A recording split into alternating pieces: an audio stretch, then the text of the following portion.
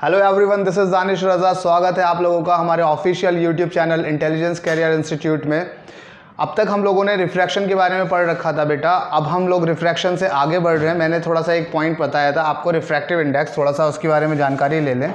Refractive index हमारा क्या होता था? रिफ्रैक्टिव इंडेक्स को हम एन से या म्यू से डिनोट करते हैं।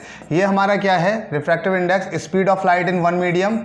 मान लेते ये इस तरीके से लिखा हुआ है μ/1, इस तरीके से अगर लिखा हुआ है तो इसको रिप्रेजेंट करने का तरीका हमारा ये होता कि μ2/μ1 या n2/n1 भी कह सकते हैं। मतलब जो नंबर यहाँ राइट हैंड साइड पे होगा वो ऊपर आएगा, जो नंबर लेफ्ट हैंड साइड पे होगा वो नीचे आएगा। इसका मतलब होता है रिफ्रैक्टिव इंडेक्स। इसका मतलब क्या होगा बेटा कि refractive index of second medium, refractive index of second medium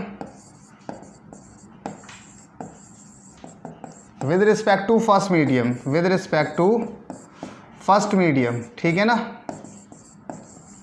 ये मैंने बता दिया था आपको, ठीक। इसको हम लोग लिखेंगे कि speed of light, speed of light, इसका जो फॉर्मूला बनेगा speed of light in medium 1 upon speed of light in medium 2, ठीक है ना। ये हो जाना है।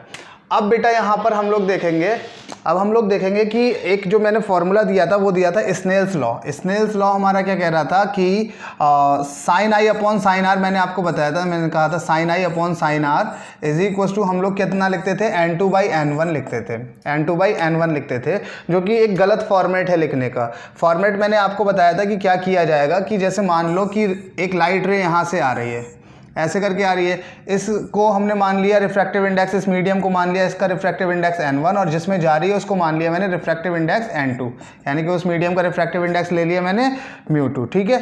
अब यहाँ पर क्या घटना घटेगी कि ये लाइट मान लो कि बैंड हो रही है या आगे जा रही है, वो देख लेते हैं। इस तरीके से चले गई तो यहाँ पर ये जो एंगल बना नॉर्मल से, दिस इज कॉल्ड एंगल आई, ये एंगल बना दिस इज एंगल आर। तो इसमें फॉर्मूला हम लोग क्या लगाते? बेसिकली हम लोग लगाते sine i upon sine r is equal to n2/n1 लगाते हैं, है ना। लेकिन अगर ऐसा हो जाए, हमें तो फॉर्मूला ये याद हो गया sine i upon sine r is equal to n2/n1, लेकिन अगर केस अपना ऐसा आ जाए, कैसा केस आ जाए? इस टाइप का केस आ जाए कि लाइट रे हमारी, इसको तो हमने n1 ले लिया, इसका मीडियम हमने n2 ले लिया। लाइट रे अगर ऐसी चले जाए, ठीक है, n2 से चले जाए और वो n1 की तरफ चले जाए, ऐसे, ठीक। इसको हमने n1 ले लिया, इसको हमने n2 ले लिया, इसको हमने n1 ले लिया। ये हो गया हमारा एंगल आई, ये हो गया हमारा एंगल आर। तब भी हमको फॉर्मूला तो यही याद है कि sine i upon sine r is equal to n2/n1।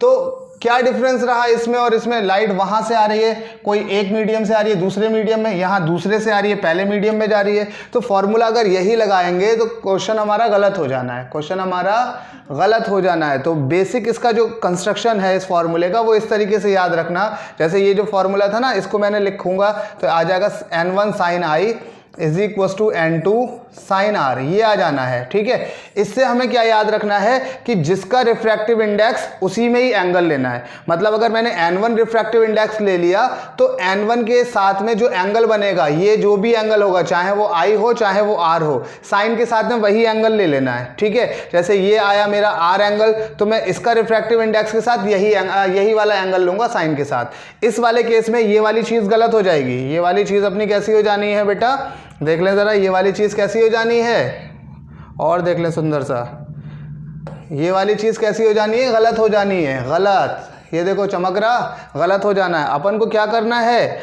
अपन को लेना है बेटा, यहाँ पर क्या लेंगे? अगर ये n1 लिया तो इसके साथ में, साइन के साथ में ये एंगल लिया जाएगा, यानी कि n1 sine r is equal to ये वाला रिफ्रैक्टिव इंडेक्स लिया तो ये वाला एंगल रखेंगे n2 साइन आई, ठीक है। ये फॉर्मेट रहेगा। तो याद क्या रखेंगे कि जिसका रिफ्रैक्टिव इंडेक्स हम लेंगे उसी का साइन के साथ एंगल लेंगे। जिस मीडियम का रिफ्रैक्टिव इंडेक्स लिया उस मीडियम में जो भी एंगल बन रहा है उसको साइन के साथ लिया जाएगा। बात समझ आ रही है या नहीं आ रही है? ठीक है। अगर इस तरीके से करा तो गलत होने के चांस ज्यादा हो जाएंगे। अपन को तरीका कौन सा रखना है? ये तरीका रखना है। बात क्लियर है? बात समझ में आ गई है?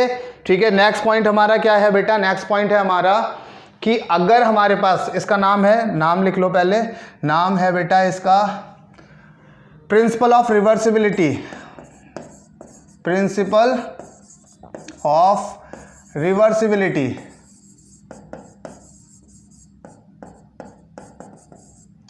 प्रिंसिपल ऑफ रिवर्सिबिलिटी में क्या होता कि अगर मेरे पास मीडियम्स रखे हुए हैं, डिफरेंट डिफरेंट मीडियम है, मैं डिफरेंट कलर से भी दिखा दे रहा हूँ और भी दिखा सकते हैं इसको, ऐसे करके मेरे पास कई सारे मीडियम है, ठीक है।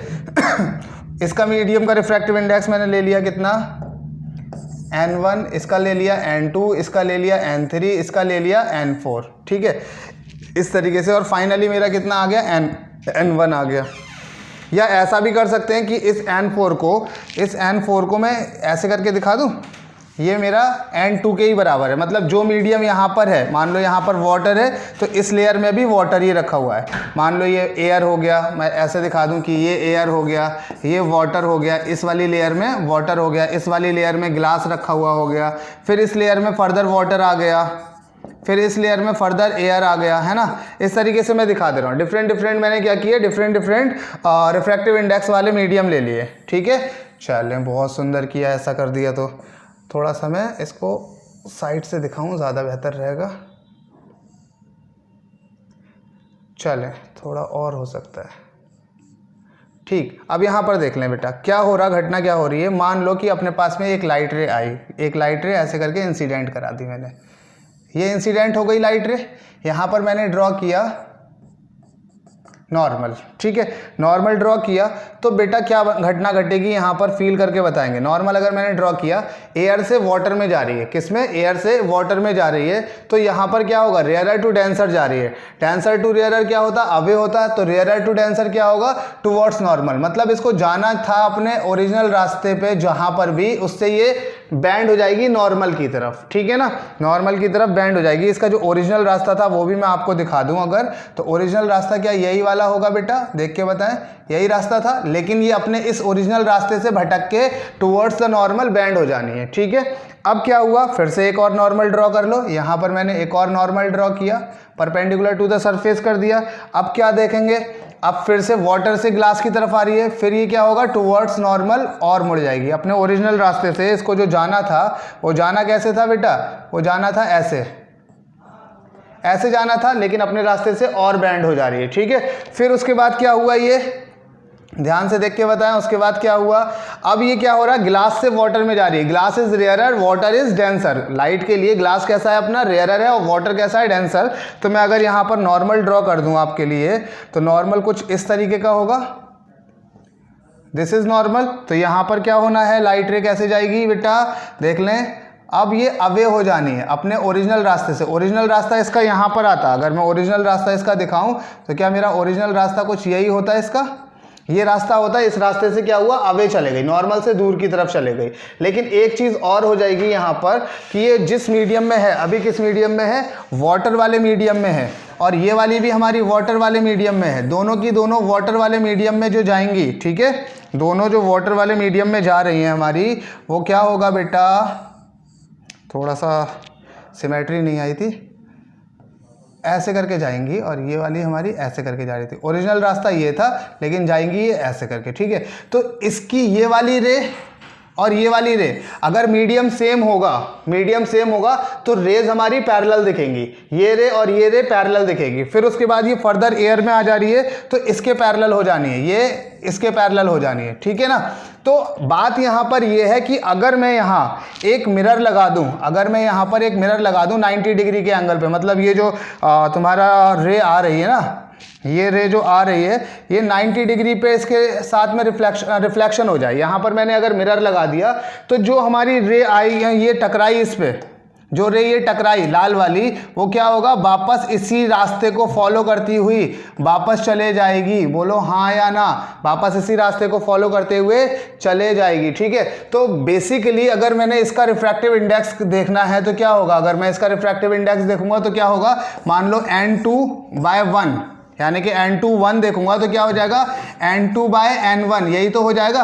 तो रिवर्सिबिलिटी हमारा ये है कि किसी भी मीडियम का अगर देखना, मान लो एयर का देखना with respect to glass, air का विद रिस्पेक्ट टू ग्लास, यानी कि 1 का विद रिस्पेक्ट टू 3, तो refractive index of 1 with respect to 3 ऐसे करके लिखेंगे। मान लो वाटर का देखना विद रिस्पेक्ट टू ग्लास, तो मैं क्या करूंगा, वाटर का विद रिस्पेक्ट टू अगर ग्लास देखना है तो refractive index of water with respect to glass, लिखने का तरीका क्या होता, n of water upon n of glass. ठीक है, इसको लिखने का तरीका क्या होगा, n1 अपॉन n3। सारी चीज़ें समझ में आ गई। तो यहाँ पर जो बेसिक चीज़ है जो मैं रिवर्सिबिलिटी बताने जा रहा था वो क्या है, बेसिक चीज़ बेटा वो ध्यान दे लें। रिवर्सिबिलिटी मेरी ये है कि अगर मेरे पास में ऐसा दे रखा है कि n2 refractive index of second with respect to 1, इसको लिखूंगा मैं कैसे, n2/n1 से लिखूंगा। अगर मेरे पास ऐसा होता n1/2, n1 refractive index of 1 with respect to 2, तो इसको मैं लिखता n1/n2, यही तो लिखता। तो ये चीज़ को अगर मैं ऐसे करके लिख दूं कि 1 अपॉन n1 n2/n1, तो बात तो वही है, 1 अपॉन इस n1 को मैंने इसके भी डिनोमिनेटर में डाल दिया। ठीक है, तो ये चीज़ जो थी वो क्या थी हमारी, यही तो है, ये चीज़ क्या है, n2/n1 यही तो है, बोलो हाँ या ना। तो ये क्या हो जाएगा, n1 with refractive index of 1 with respect to 2 is equals to 1 upon refractive index of 2 with respect to 1। बोलो बात समझ आई या नहीं आई, जल्दी जल्दी हाँ या ना। वैसे तो रिकॉर्डिंग चल रही है तो हाँ ना तो तुम बोलोगे ही नहीं। और दूसरी चीज़ क्या समझ में आई, यानी कि ये तो रेसिप्रोकल होंगे ही, refractive index of 1 with respect to 2 reciprocal होगा refractive index of 2 with respect to 1 के। ठीक है, और दूसरी बात क्या समझ आई कि अगर कोई भी लाइट रे हमारी आ रही है, मल्टीपल रिफ्रैक्शन अगर हो रहे हैं यहाँ पर, और हमने लाइट रे के सामने एक मिरर लगा दिया 90 डिग्री के एंगल पे, यानी कि नॉर्मल इंसिडेंस करा दिया उसका, तो सारी की सारी रे वैसे ही उसी रास्ते को फॉलो करती हुई वापस चले जानी है। ठीक है, this is called principle of reversibility. हाँ या ना, बात समझ आ गई है। ठीक है, चलें अगला पॉइंट देखते हैं हम लोग। अगला पॉइंट हमारा क्या है, अगला पॉइंट बेटा हमारा है सुंदर सा, जिसका नाम है real depth and apparent depth. Real and apparent depth, real and apparent depth, पक्की बात, बहुत सुंदर, बहुत अच्छा, वाह वाह वाह। अब सुनो ज़रा यहाँ पर होता क्या है, कुछ कहानियाँ सुन लें पहले। कहानियों में हमारे पास क्या है, मान लो कि एक इंटरफेस है, क्या है, एक इंटरफेस है। ठीक है, कहानियों में एक इंटरफेस है, थोड़ा सा मुझे लगता है ब्लर हो रहा,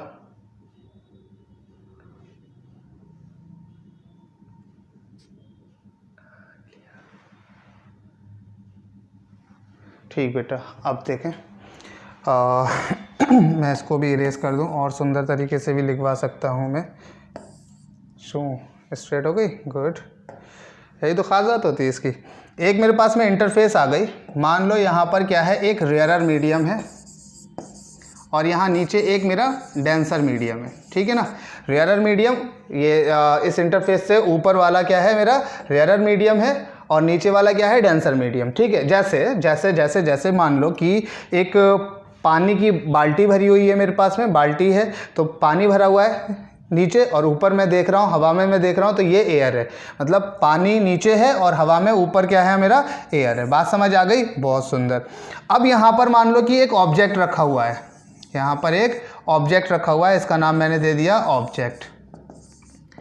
अब ये जो ऑब्जेक्ट है बेटा वो मेरा कोई ऑब्जर्वर देख रहा है यहाँ से, यहाँ पर मैंने एक सुंदर सी आँख बना दी, यहाँ से देख रहा है। इनका लाइन ऑफ एक्शन कैसा है बेटा, सेम है, इनका लाइन ऑफ एक्शन कुछ ज़्यादा ही सेम नहीं हो गया, रुको ज़रा अभी बताते हैं।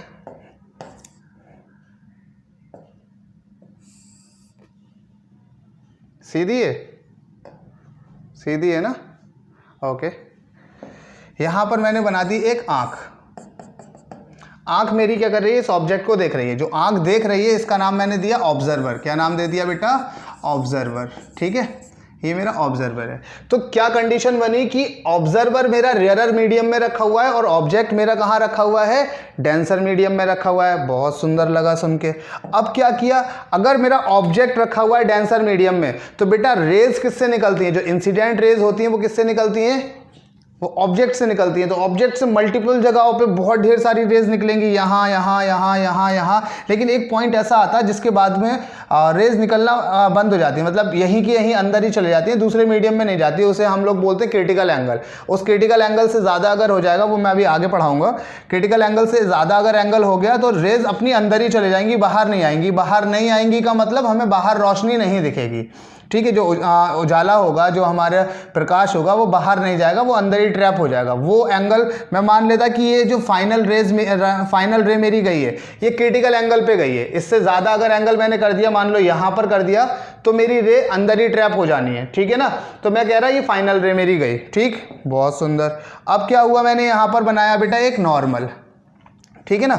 ऑब्जेक्ट से बहुत सारी रेज गई हैं, यहाँ पर यहाँ पर यहाँ पर यहाँ पर, सब में एक चरखी सी बन गई, एक चक्री सी बन गई है, ठीक है।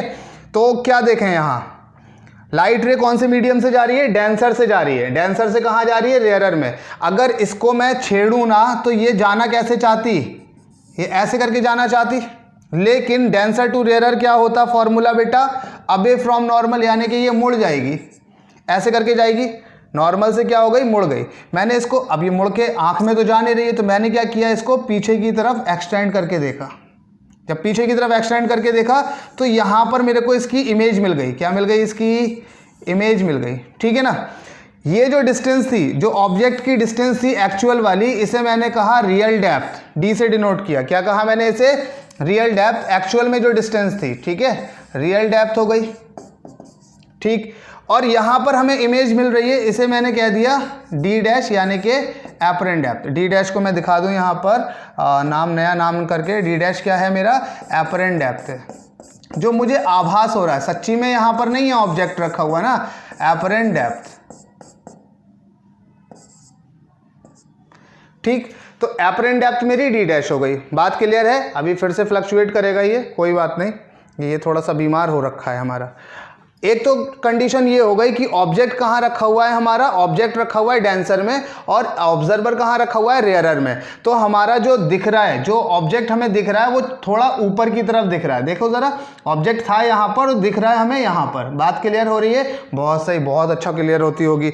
अगर मैं यहाँ पर दूसरी कंडीशन ले लूँ, अगर मैं दूसरी कंडीशन यहाँ ये ले लूँ बेटा, क्या ले लूँ, ध्यान से देखेंगे, एक इंटरफेस लिया, एक मैंने नॉर्मल ले लिया, ठीक है, नॉर्मल ले लिया। अब मेरा जो ऑब्जेक्ट है, वो ऑब्जेक्ट कहाँ पर रखा हुआ है, ध्यान से देखेंगे, ऑब्जेक्ट रखा हुआ है यहाँ पर, ये मेरा ऑब्जेक्ट है, ऑब्जेक्ट यहाँ पर रखा हुआ है। इससे भी रेज निकलेंगी बहुत ढेर सारी, और ऑब्जर्वर यहाँ पर है, इसकी आंख यहाँ पर मैंने लगा दी, ऐसे करके देख रहा है। ये कौन हो गया मेरा, ये हो गया मेरा ऑब्जर्वर। तो अब ऑब्जर्वर कहाँ पर है, पहले ये रेयरर मीडियम, और ये मेरा डेंसर मीडियम, ठीक है। रेयरर मीडियम ऊपर वाला, डेंसर मीडियम ये, जहां पर अब ऑब्जेक्ट रखा हुआ रेयरर मीडियम में, और ऑब्जर्वर मेरा डेंसर। पहले क्या था, ऑब्जेक्ट मेरा डेंसर में था, ऑब्जर्वर मेरा रेयरर में था, ठीक है। तो क्या घटना घटी, अब लाइट किससे निकालते हैं हम लोग, सबको पता है लाइट किससे निकलती है, ऑब्जेक्ट से लाइट निकलती है, ठीक है।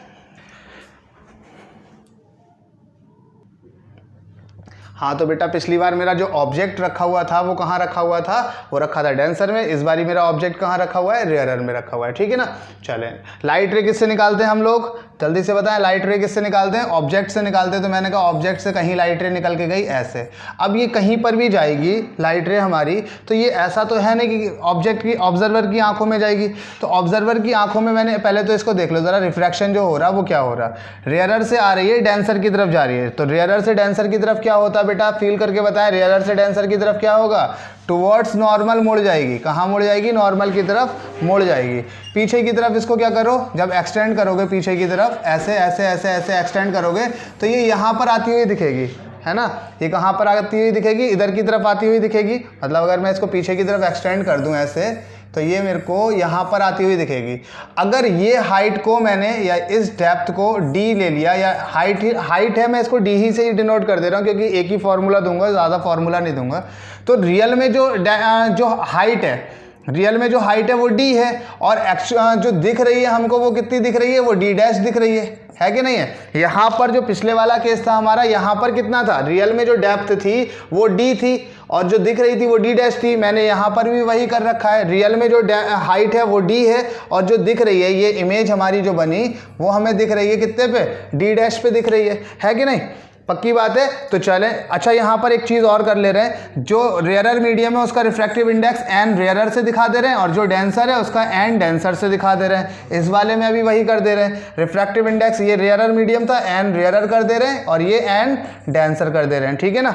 तो फॉर्मूला क्या बनेगा, जो एपरेंट डेप्थ है उसका फॉर्मूला बेटा एक ही फॉर्मूला है, दोनों केसेस के लिए है, चाहे ऑब्जेक्ट अपना डेंसर में रखा हो चाहे ऑब्जेक्ट अपना रेयरर में रखा हो, फॉर्मूला रहेगा एक ही, ठीक है।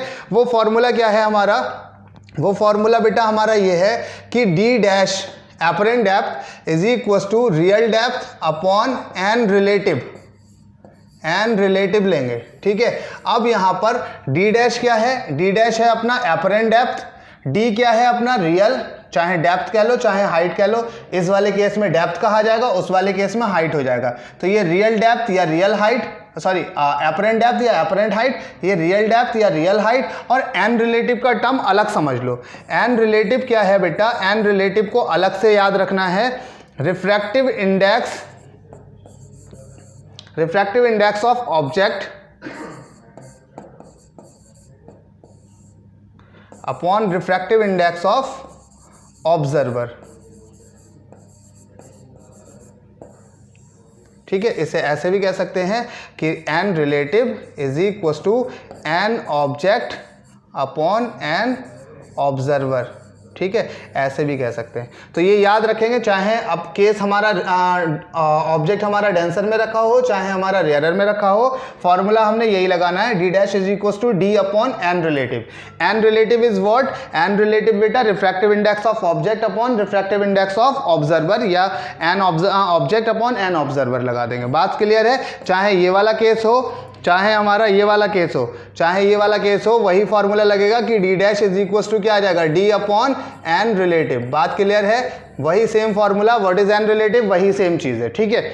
मुद्दे की बात क्या है, मुद्दे की बात यह है कि ओरिजिनल में इतनी थी, दिखाई जा रही है इतनी, तो एक्स्ट्रा कितना, शिफ्ट कितना हुआ, ये ऑब्जेक्ट हमारा शिफ्ट कितना हुआ, तो कहेंगे इतना ही तो शिफ्ट हुआ, बोलो हाँ या ना, तो इसे कहते हैं हम शिफ्ट।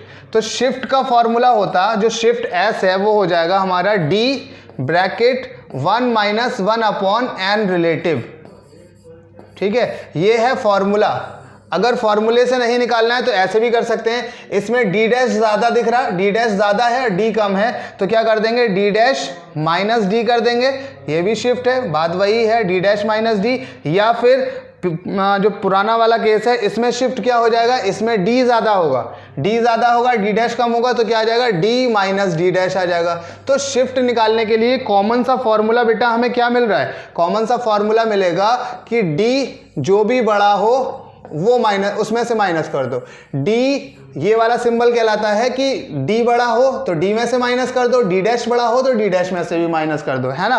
तो या तो ऐसे भी कह सकते हैं कि s is equal to d minus d dash का मॉड, मॉड का मतलब कि जो भी वैल्यू आएगी वो पॉजिटिव आएगी। कुछ भी इनमें से एक याद कर सकते हो, याद नहीं भी करना है तो ऐसा कर लेना कि ज़्यादा माइनस कम कर देना, डी डैश ज़्यादा हो तो डी डैश में से डी माइनस कर देना, डी ज़्यादा हो तो डी में से डी डैश माइनस कर देना, वो शिफ्ट निकल आएगा हमारा कि शिफ्ट कितना हुआ। बात क्लियर हुई यहाँ पर या नहीं हुई, पक्की पक्की बात है। चलें आगे बढ़ते हैं। नेक्स्ट पॉइंट हमारा बेटा, नेक्स्ट पॉइंट बेटा हमारा कह रहा, क्या कह रहा देखें, अगर मेरे पास में पैरेलल स्लैब लगी हुई हैं, कई सारी स्लैब लगी हुई हैं, ऐसे करके कई सारी स्लैब लगी हुई हैं, मान लो एक और स्लैब लगा दो, 3 स्लैब लगी हैं, यहाँ पर मान लो इसका रिफ्रैक्टिव इंडेक्स n1, इसका n2, इसका n3, इसका n4, इस तरीके से, ठीक है, इस तरीके से लगी हुई हैं। तो मान लो कि मेरे से एपरेंट डेप्थ पूछे, सब मान लो कि 10 सेंटीमीटर की है, 10 सेंटीमीटर 10 सेंटीमीटर 10 सेंटीमीटर इस तरीके से लगी हुई हैं। तो ऑब्जेक्ट जो मेरा रखा हुआ है वो मैंने ऑब्जेक्ट को रखा यहाँ पर, मेरा ऑब्जेक्ट रखा हुआ है यहाँ पर, ठीक है। अब ऑब्जेक्ट रखा हुआ है तो यहाँ पर इस स्लैब की वजह से शिफ्ट आएगा, थोड़ा सा ऊपर खिंच जाएगा, मान लो ये एयर है और बाकी सब डेंसर हैं, इससे इसकी वजह से थोड़ा ऊपर खींचेगा, इसकी वजह से भी थोड़ा ऊपर खींचेगा, इसकी वजह से भी थोड़ा ऊपर खींचेगा। बेसिकली कितने पे रखा हुआ था, 30 पे, तो जो हमें अब दिखेगा वो 30 से ऊपर दिखना है, ये तो बात तय है।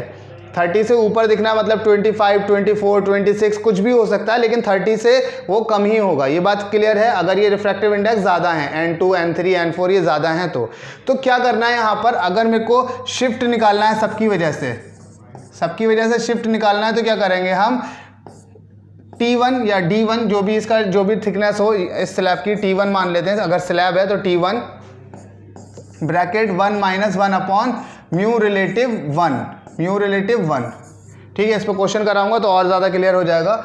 म्यू रिलेटिव 1 क्या हो जाएगा कि इससे आ रही थी, मतलब आ इससे रही है और इसमें आ रही है ना। जब अगर देखोगे क्या होगा, मान लो मैं नीचे से स्टार्ट कर रहा हूँ, रे यहाँ से चली, इधर से चल के इधर आई, इधर से चल के इधर आई और इधर से इधर गई। तो अगर पहले इसका लेना है तो इसमें से निकल के इसमें गई, है ना। तो म्यू रिलेटिव इसका रिफ्रैक्टिव इंडेक्स अपॉन इसमें जा रही है। फिर यहाँ वाले पे आ जाएंगे, इसमें से जा किस में रही है, देख किस में रहा है, इसमें, फिर इसमें से इसमें देख रहा है ना। तो अपना को करना क्या है, फाइनली जो लेना है इसको अगर मैं और खोलकर दिखाऊं, और चलो पहले एक और स्टेप, मान लो दूसरा है हमारा T2 bracket 1 - 1 upon N relative 2 और सो ऑन, जितने भी होंगे वो, ठीक है। तो बेसिकली जो ऑब्जेक्ट रखा हुआ है वो यहाँ रखा हुआ है और ऑब्जर्वर हमारा यहाँ पर है। ऑब्जर्वर कहाँ है, N1 में है। तो जो हम यहाँ पर शिफ्ट रख रहे हैं वो शिफ्ट क्या होगा, T1 bracket 1 - 1 upon N relative 1। मान लो यहाँ पर पहले इस वाले केस में देख ले रहे हैं, तो इस वाले केस में क्या होगा, लाइट रे इससे निकल के इसमें जाएगी, N1 में जाएगी। वैसे तो सबसे पहले इस N4 से निकल के N1 में माना जाएगा, फिर N3 से निकल के N1 में माना जाएगा, फिर N2 से निकल के N1 में माना जाएगा। अगर मैं पूरा आपको दिखा दूं, ना परेशान हो, पूरा दिखा दे रहा हूं बिल्कुल, तो क्या बनेगा देखें ज़रा। मैं इसका दिखा रहा हूं, ठीक है। इसकी थिकनेस मान लो T1 है, इसकी थिकनेस मान लो T2, इसकी थिकनेस T3 और इसकी ये तो है ही नहीं, ये तो एयर है, ठीक है। ये एयर है तो एयर के लिए कोई नहीं। अब क्या करेंगे, मान लो ये T1 लिया, T1 bracket 1 - 1 upon mu relative या N रिलेटिव। तो ऑब्जेक्ट जो रखा हुआ है वो इस मीडियम में रखा हुआ है, N4 वाले में। N4 में ऑब्जेक्ट है और हम देख कहाँ रहे हैं, N1 में। तो रखेंगे N4 बाई N1 फिर प्लस T2, अब ये वाला रखेंगे। अब रे हमारी यहाँ से निकल के इधर आ गई, लेकिन जाना कहाँ चाह रही है, वो N1 में। तो रखेंगे bracket 1 - 1 upon N3 bye N1 फिर प्लस, अब हमारी रे इस 3 वाले से 2 में आ गई और जाना कहाँ चाहेगी, वो N1 में। तो रखेंगे T3 bracket 1 - 1 upon N2 by N1, जिसमें रे आ जा रही है और जिसमें फाइनली जाना है। तो जिसमें आ रही है, मान लो यहाँ पर थी, इसमें आ रही है, इसमें से निकल के जा रही है, ऐसे करके निकल के जा रही है, तो इसका रिफ्रैक्टिव इंडेक्स माना जाएगा, ऑब्जेक्ट इसमें रखा हुआ है, ऑब्जेक्ट इसमें माना जाएगा। और वो जाना कहाँ चाह रहा है, वो जाना चाह रहा है यहाँ पर ऑब्जर्वर की तरफ, है ना, N1 की तरफ जाना चाह रहा है। बोलो बात क्लियर है, ठीक है। अब यहाँ से चल के वो इस वाले मीडियम में आना चाह रही है, तो इस मीडियम में माना जाएगा ऑब्जेक्ट, और जाना कहाँ चाह रही है, इस मीडियम में। बोलो हाँ या ना। तो यहाँ पर क्या आ जाएगा, N3 बाई N1। फिर ये रे चल के यहाँ पर आ जाएगी, तो ऑब्जेक्ट माना जाएगा कि 2 सेकेंड मीडियम में है, तो यहाँ से चल के फिर ऑब्जर्वर में जा रही है, तो इसको माना जाएगा N2 बाई N1। बात क्लियर है। तो ये शिफ्ट है बाय मल्टीपल स्लैब, अगर बहुत ढेर सारी स्लैब लगी हुई हैं उनसे अपना शिफ्ट है। बात क्लियर है। चले नेक्स्ट पॉइंट की तरफ बढ़ते हैं बेटा। ये कहलाता हमारा, इस पॉइंट का नाम है लैटरल डिस्प्लेसमेंट। लैटरल डिस्प्लेसमेंट, ठीक है। इधर देख लें ज़रा, चलें इधर देख लें क्या होगा, बन जाएगा। ये हमारे पास में एक स्लैब है जिसकी थिकनेस मैंने कितनी ले ली बेटा, इसकी थिकनेस मैंने ले ली टी थिकनेस की एक मेरे पास स्लैब हो गई, ठीक है। और इसका रिफ्रैक्टिव इंडेक्स मैंने ले लिया N, कोई भी N स्लैब ले लें या N ग्लास ले लें। एयर से इसमें क्या आ रहा, एक रे आ रही है, एयर से एक रे चल के आ रही है, ठीक है। अब मैंने क्या किया, यहाँ पर एक लाइट रे को पास कराया इस स्लैब से, कोई ग्लास की एक स्लैब है उससे एक लाइट रे को पास कराया। ये क्या हो गया बेटा इसका, this is called normal, this is incident ray, ठीक है। रेयरर से आ रही है, डेंसर में आ रही है, ग्लास में आ रही है, रेयरर से डेंसर की तरफ आ रही है, क्या होगा, टूवर्ड्स नॉर्मल हो जाएगी या नहीं हो जाएगी, बोलो हाँ होगी या नहीं होगी। तो टूवर्ड्स नॉर्मल हम करेंगे तो ऐसे करके चले जाएगी, क्लियर है। जाना कैसे था इसको, जाना था बेटा इसको ऐसे, कैसे जाना था इसको, ऐसे करके, ठीक ऐसे जाना था, लेकिन जा रही है ये ऐसे करके। मैं अगर यहाँ पर थोड़ा सा चले, मिटाता नहीं, ऐसे कर देते, ठीक। चलो बहुत सुंदर। तो कह रहा कि ये जो डिस्प्लेसमेंट हो रहा है यहाँ से, अगर मैं एक परपेंडिकुलर ड्रॉ करूँ, ये परपेंडिकुलर, तो ये जो डिस्टेंस आ रही है परपेंडिकुलर डी, ये कितना है, ये डिस्प्लेसमेंट बताएं। इसी को हम लोग क्या बोलेंगे, लैटरल डिस्प्लेसमेंट बोलेंगे, ठीक है। चलें फील करके बताएं। ये एंगल क्या है बेटा, आई है, बहुत सुंदर। ये लाल वाले से नीले वाले तक जो एंगल है वो क्या है मेरा, आर है। सोच के बताएं ज़रा एक चीज़, अगर मेरे पास ये एंगल, और भी कुछ कर लें, थोड़ा सा और कर लो, मान लो ये ऐसे करके, अगर ये एंगल मेरा थीटा है तो मेरा ये एंगल भी कितना होना चाहिए, थीटा होना चाहिए। बात क्लियर है या नहीं है? तो सोच के बताओ ज़रा, मेरे को फील करके बताओ बेटा कि ये नॉर्मल से अगर यहाँ तक का एंगल अपना थीटा है या आई है, तो सेम लाइन ये है, सेम नॉर्मल ये है, ये टोटल एंगल भी मेरा आई होना चाहिए था। लेकिन उसमें से इतना पार्ट तो निकल गया, ये आर निकल गया, तो बचा क्या, ये मेरा आई माइनस आर बचेगा या नहीं बचेगा, ठीक है। आई माइनस आर बच जाएगा, बहुत सुंदर। अगर मैं इस नॉर्मल को थोड़ा सा और एक्सटेंड कर दूं नीचे की तरफ, तो क्या ये आपको ऐसे करके दिख जाएगा। इसको क्या मैं और बड़ा कर दूं, थोड़ा समझने के लिए और बड़ा कर लो इसे, ठीक, बहुत सही। अब देखो ज़रा, अब दिख रहा, बहुत सही दिखता होगा, ठीक है। फिर से अगर मैं दिखा दूं आपको, सोचो ज़रा, ये एंगल कितना है, ये एंगल मेरा अगर आई है तो ये टोटल एंगल, ये वही सेम रे तो जा रही है ये वाली, तो ये टोटल एंगल मेरा कितना हो जाएगा, ये भी मेरा आई हो जाएगा। हाँ सर सही बात है, अगर ये आई है तो ये आई, लेकिन ये वाला एंगल मेरा आर है, तो ये बचा वाला एंगल कितना हो जाएगा, आई माइनस आर हो जाएगा, ठीक है ना। चलो बहुत सुंदर। अब मेरे को ये बताओ ज़रा कि ये तो 90 डिग्री हो गया, ठीक है, ये 90 डिग्री हो गया।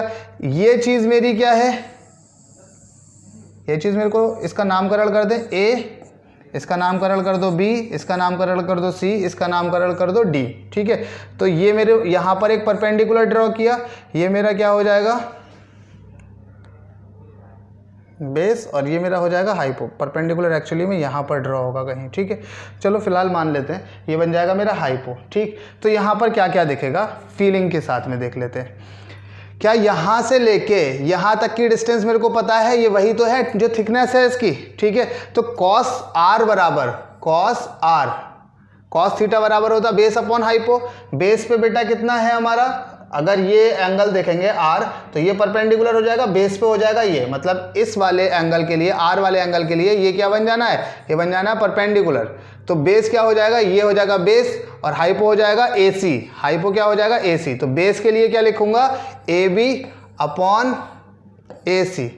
ए बी की वैल्यू बेटा थिकनेस है टी, और ए सी हमारा क्या है, ए सी हमारा ए सी ही रहने दो, इसे हमने क्या कर दिया, ए सी रहने दिया, ठीक है।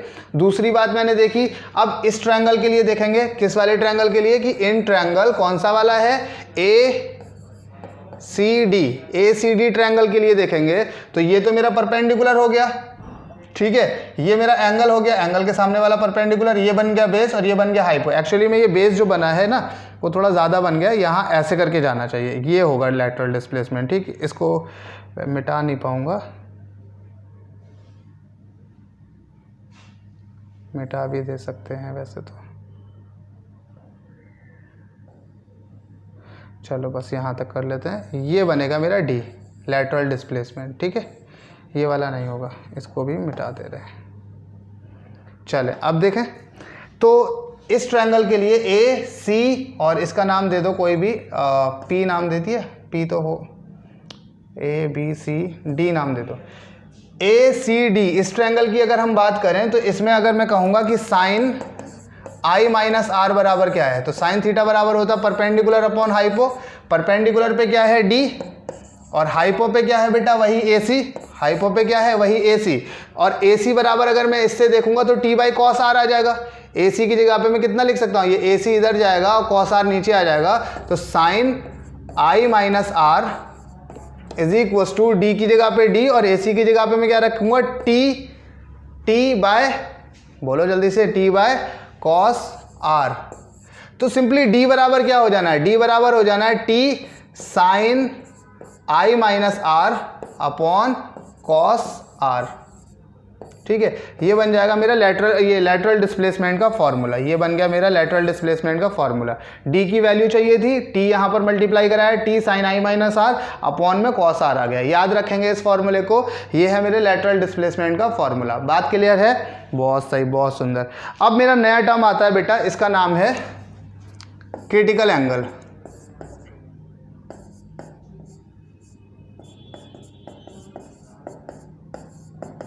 क्रिटिकल एंगल यहाँ पर देख लें, बहुत सुंदर टॉपिक है, बहुत अच्छा टॉपिक है, इस पर क्वेश्चन बनते हैं जनरली। सपोज कर लो बेटा कि मेरे पास में क्या है, एक इंटरसेप्ट है, एक क्या है, इंटरसेप्ट नहीं इंटरफेस है। ये मान लिया मैंने क्या है, एक इंटरफेस हो गई। ठीक है, मैंने कहा बेटा चलो छोटी छोटी बनाते हैं थोड़ी सी। ओके, अभी ये मेरी एक इंटरफेस है। ठीक, फील करके बताओ, ये अगर मेरा क्या होगा, मान लो ये मेरा डेंसर मीडियम है, डेंसर मीडियम, और ये है मेरा रेयरर मीडियम। ठीक है, ये हो गया मेरा नॉर्मल। अगर लाइट रे को मैंने ऐसे करके पास कराया, डेंसर से पास कराया रेयरर की तरफ, तो ये एक्चुअली में जाना कहाँ चाह रही थी, फील करके बताएंगे बेटा। एक्चुअली में जाना यहाँ चाह रही थी, लेकिन डेंसर टू रेयरर जाएगी कहाँ पर, ये जाएगी बेटा क्या यहाँ पर, कहाँ पर जाएगी, क्या ये यहाँ पर जाएगी, अवे फ्रॉम नॉर्मल हो जाएगी। बोलो हाँ, मतलब ओरिजिनल में वो कहाँ जाएगी, यहाँ पर। जाना कहाँ था, इसको स्ट्रेट जाना था, जब तक कि लाइट को छेड़ा ना जाए तब तक वो कैसे जाएगी, स्ट्रेट। लेकिन डेंसर टू रेयरर जाने की वजह से वो क्या होगा, अवे फ्रॉम नॉर्मल बेंड हो जाएगी। मैंने कहा बहुत अच्छी बात है, ये कोई एंगल ले लिया मैंने θ1।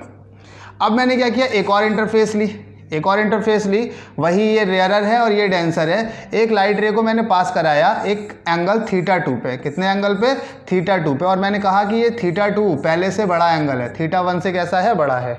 लाइट रे कहाँ जा रही थी, ऐसे जा रही थी। अब और बढ़ा दिया तो लाइट रे यहाँ से और थोड़ी सी मुड़ जाएगी कि नहीं मुड़ जाएगी, बोलो हाँ या ना।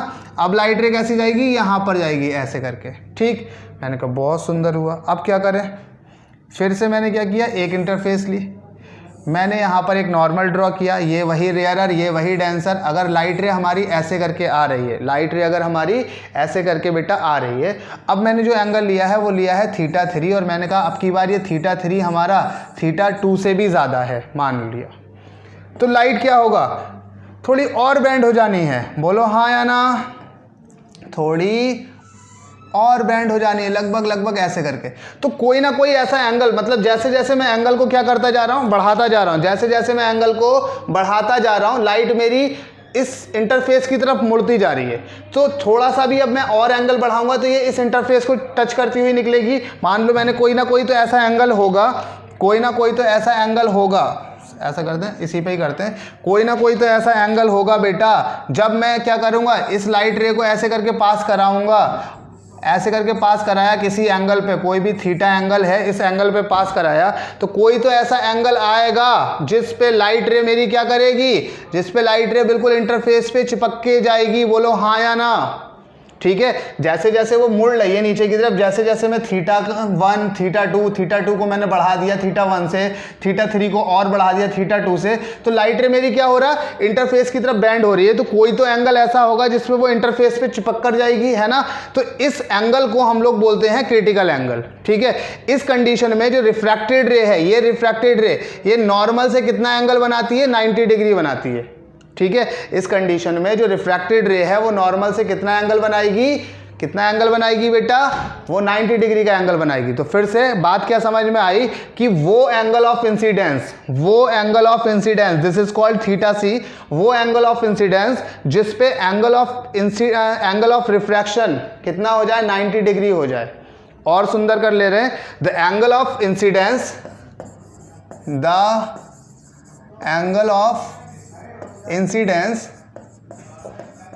The angle of incidence in denser medium, ये बात याद रखेंगे कि डेंसर मीडियम का, in denser medium at which angle of refraction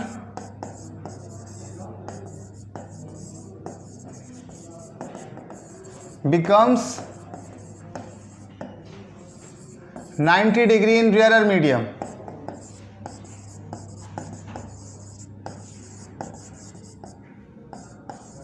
is called critical angle. बोलो हाँ या ना, इज कॉल्ड क्रिटिकल एंगल। तो क्या समझ में आया कि वो angle of incidence in denser medium, denser medium का वो एंगल ऑफ इंसिडेंस जिस पे रेयरर मीडियम में एंगल ऑफ रिफ्रैक्शन कितना हो जाए, 90 डिग्री हो जाए, उसे हम क्या बात करेंगे, उसे हम क्या बोलेंगे, क्रिटिकल एंगल बोलेंगे। ठीक है, चलो इसका रिफ्रैक्टिव इंडेक्स एंड डेंसर ले लें, इसका रिफ्रैक्टिव इंडेक्स एंड रेयरर ले लें, डेंसर ही तो था, ये डेंसर था, एंड डेंसर, इसका रिफ्रैक्टिव इंडेक्स एंड रेयरर ले लिया। तो क्या होगा, फॉर्मूला क्या लगता है स्नेल्स लॉ, कि जिसका हम रिफ्रैक्टिव इंडेक्स लेते हैं उसी का एंगल लेंगे, है ना। इसको कुछ भी ले लो, थीटा ले लो, तो थीटा ले लो या आई ले लो, आई सी ले लो, कुछ भी ले लो, तुम्हारा मन है।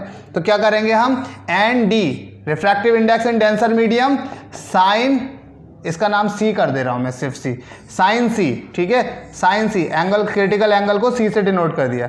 तो क्या हुआ कि रिफ्रैक्टिव इंडेक्स एन डी, इस वाले का एंगल ले लिया, is equal to N r ले लिया और साइन 90 ले लिया। बोलो हाँ या ना। तो साइन 90 की वैल्यू कितनी हो जानी है, 1 हो जानी है। तो क्या पता लगेगा, N D is equal to N R upon sine C, यही तो हो जानी है। साइन सी को मैं नीचे लेकर चला गया। ठीक है, अच्छा मैं एन आर को डिनोमिनेटर में डाल दूं तो क्या बनेगा मेरा बेटा, यहां पर देख के बताएंगे कि N d upon n r is equal to 1 upon sine c, is equal to क्या बनेगा बेटा, 1 अपॉन साइन सी। ठीक है, जनरली बुक में इसका बहुत गंदा सा वर्जन लिखा हुआ होता है, वो मैं अभी दिखाऊंगा। तो इसको मैं क्या कह सकता कि N D refractive index of second या denser with respect to rarer is equal to कितना हो जाएगा, 1 अपॉन साइन सी, ये बन जाना है कि नहीं है। तो ये बन जाना है फॉर्मूला। ठीक, इसको याद रखेंगे। इसको याद कैसे रखेंगे, जनरली जो बुक में गंदा सा इसका फॉर्मूला लिखा हुआ होता है वो ये होता है कि n is equal to 1 upon sine c. N कौन सा है नहीं पता, वो जनरली क्या मानते हैं कि रिफ्रैक्टिव इंडेक्स डेंसर का is equal to 1 upon sine C. वो रेयरर को हमेशा के लिए एयर मानने लगते हैं। हमेशा क्या मानते हैं, एयर। ज़रूरी नहीं है कि रेयरर में हमेशा एयर हो। ठीक है, रेयरर में हमें हमारा वाटर भी हो सकता है। अगर हम यहाँ पर ग्लास ले लें तो यहाँ पर हमेशा, मतलब इसको क्या लिखेंगे कि एन ऑफ डेंसर मीडियम, और रेयरर मीडियम का क्या लिखते हैं, वो 1 लिखते हैं जनरली। तो रेयरर मीडियम का 1 थोड़ी ना हमेशा होगा जनरल। मैं आपको थोड़ी सी एक चीज़ और बता दूं, जो हमारे रिफ्रैक्टिव इंडेक्स की वैल्यू होती है, आर आई रिफ्रैक्टिव इंडेक्स की वैल्यू, वो एयर के लिए कितनी होती बेटा, 1 होती, वाटर के लिए 4/3 और ग्लास के लिए 3/2। ये याद रखना है, ये बेसिक बातें हैं। ये बातें हमारी कैसी हैं, बेसिक बातें हैं। तो रिफ्रैक्टिव इंडेक्स एयर के लिए 1, वाटर के लिए 4/3, ग्लास के लिए 3/2 स्टैंडर्ड वैल्यू है। तो वो जनरली क्या करते हैं ना, जो एन रेयरर आ रहा, वो रेयरर को हमेशा 1 लेकर पुट करते हैं बुक्स में, ऐसा मैंने देखा जनरली। तो ऐसा नहीं करना है, ऐसा अपन को नहीं करना है। आप क्या करेंगे, refractive index of denser upon refractive index of rarer, denser upon rarer is equal to 1 by sine C. ये बनेगा हमारा बेसिक फॉर्मूला। इससे कभी भी क्वेश्चन गलत नहीं होंगे अगर इस तरीके से लगाएंगे। Denser upon rarer is equal to 1 upon sine C हो जाएगा। बात क्लियर है या नहीं है, बात क्लियर है। चलें अब आगे बढ़ते हैं। इसी वाले फिगर को मैं थोड़ा सा और एक्सटेंड कर दूं, अगर थोड़ा एक वर्जन और ले लूं तो क्या होगा। आपने पहले तो इसी वाले को देख लें कि जब हमने यहाँ पर सी एंगल पे भेजा तो लाइट रे हमारी क्या हुई थी बेटा, लाइट रे हमारी इससे चिपक कर गई थी बिल्कुल। यहाँ पर एंगल कितना बनाया था, 90 डिग्री बनाया था, और ये एंगल हमारा क्या था, सी एंगल था, क्रिटिकल एंगल। ठीक है, जैसे जैसे हम इसको मोड़ रहे थे, यहाँ ऐसे थी, ऐसे ऐसे ऐसे ऐसे मोड़ी, तो एक एंगल ऐसा आया जिसमें हमारा एंगल ऑफ रिफ्रैक्शन कितना बन गया, 90 डिग्री बन गया, यानी कि इंटरफेस से बिल्कुल चिपक के गई। अब अगर मेरी कंडीशन ऐसी हो जाए कि अब मैं जो एंगल भेज रहा हूँ, अब जो मैं एंगल भेज रहा हूँ, जो भी हमारा एंगल आई है अब की बार, वो एंगल बड़ा है सी से। अब मैंने थोड़ा सा और इसको क्या किया, एक्सटेंड किया, यहाँ की तरफ थोड़ा सा और घुमाया, तो लाइट रे क्या करेगी, अब इसी सरफेस के अंदर, इसी इंटरफेस के अंदर जो ये रेयरर था, ये डेंसर था, अब वो रिफ्लेक्ट करके डेंसर की तरफ आ जाएगी। यानी कि अब की बार यहाँ पर क्या होगा, अब की बार ये इस दूसरे मीडियम में ना जाके वो क्या होगी, सेम मीडियम में वापस आ जाएगी, और ये सरफेस बिहेव करने लगेगी प्लेन मिरर के जैसा।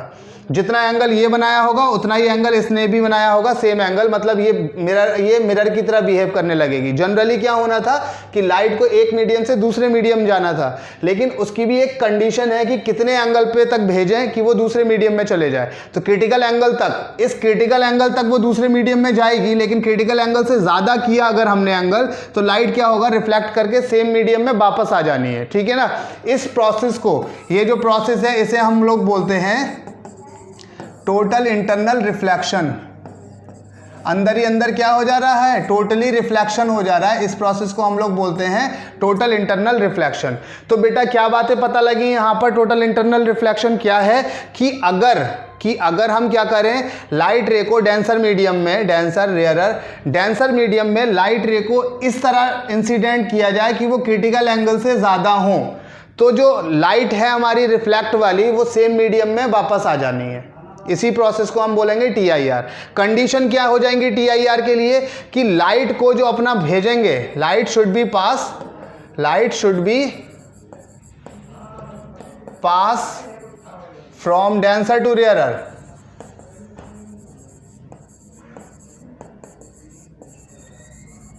लाइट को हमेशा डेंसर से रेयरर भेजना है। अगर रेयरर से डेंसर भेजेंगे तो TIR पॉसिबल नहीं होगा। TIR को पॉसिबल करने के लिए सोचो ज़रा, अगर मैं रेयरर से डेंसर भेजूं तो रेयरर ये हो गया, रेयरर ये हो गया डेंसर। अगर मैंने रेयरर से भेजा ऐसे करके तो वो डेंसर में टुवर्ड्स नॉर्मल ऐसे ही तो आएगा, है ना, टुवर्ड्स नॉर्मल जाता रहेगा। वो कभी भी ऐसा होगा ही नहीं कि वापस अपने मीडियम में आ जाए। तो लाइट को अपना को क्या करना पड़ेगा, डेंसर से रेयरर भेजना है। पहली बात तो ये कि कैसे भेजना है, लाइट को हमेशा डेंसर से रेयरर भेजना है। और दूसरी सुंदर बात ये है कि एंगल ऑफ इंसिडेंस, जो एंगल होगा, angle of incidence should be greater than critical angle. Angle जो इंसिडेंस है वो एंगल ऑफ इंसिडेंस कैसा होना चाहिए, ग्रेटर होना चाहिए, किससे, ग्रेटर देन क्रिटिकल एंगल से बड़ा होना चाहिए, किससे, क्रिटिकल एंगल से।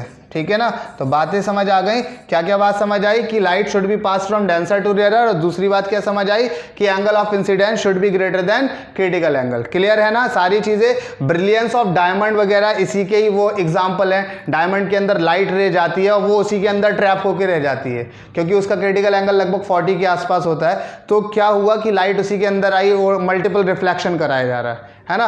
तो ये सारी की सारी चीज़ें किस पे बेस्ड है, कि टोटल इंटरनल रिफ्लेक्शन पे बेस्ड है। ठीक है। तो आज के लिए बस इतना ही, मिलते हैं अगले क्लास में, तब तक के लिए धन्यवाद।